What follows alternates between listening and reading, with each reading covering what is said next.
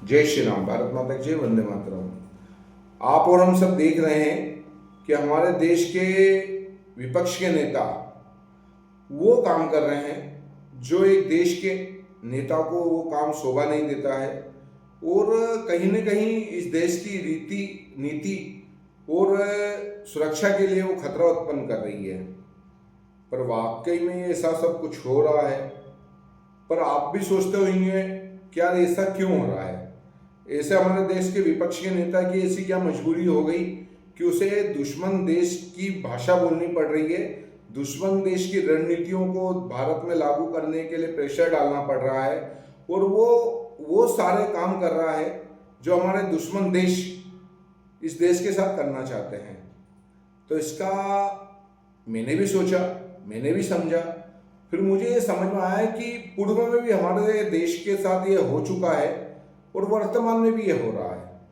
वास्तव में देश की आज़ादी के पहले जो हमारे देश के दुश्मन थे, आक्रमणकारी अंग्रेज थे, उन्होंने देश में एक स्लीपर सेल की उनको जरूरत थी और उन्होंने कांग्रेस पार्टी का निर्माण करा।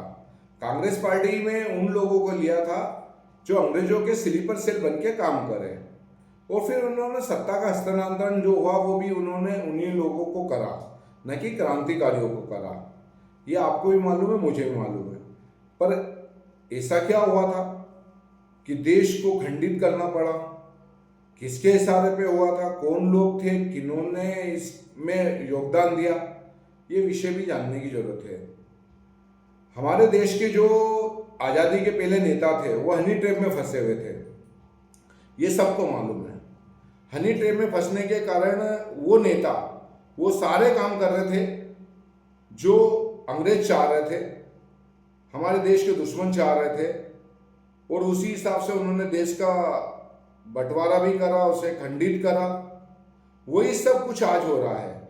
हमारे देश के विपक्ष के नेता हनी ट्रैप में फंसे हुए हैं, और हनी ट्रैप में फंसने के कारण वो जॉर्ज सोरोस के हाथों की पुतली बन गए हैं। वो जॉर्ज सोरोस का काम और जो उसका सहयोग दे रहा है वो सेम पित्रोदा दे रहा है, वो सेम पित्रोदा, जॉर्ज सोरोस, ये सब मिलकर हमारे देश के नेता के साथ में मिलकर वो काम कर रहे हैं जो एक दुश्मन करता है। हमारे देश की सुरक्षा के साथ खिलवाड़, हमारी विदेश नीति के साथ में खिलवाड़, हमारे देश के जननायक को बदनाम करना, उनकी हत्या के लिए व्यूह रचना और देश को बदनाम करना, और देश की संस्कृति, देश के संविधान और देश की जो मशीनरी है उसे बदनाम करना। उसे सुप्रीम कोर्ट भी हो सकता है, लोकसभा, राज्यसभा और हमारे देश की जितनी भी मशीनरी है उसे बदनाम करना।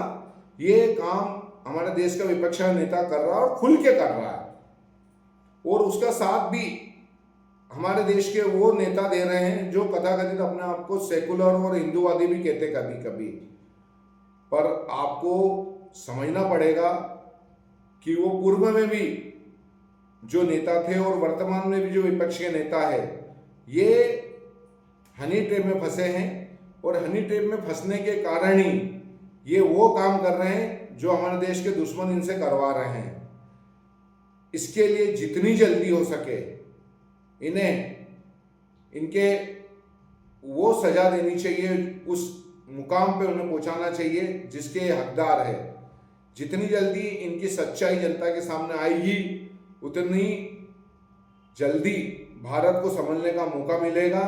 नहीं तो ये देश के साथ में वो करेंगे जो दुश्मन भी नहीं कर सके।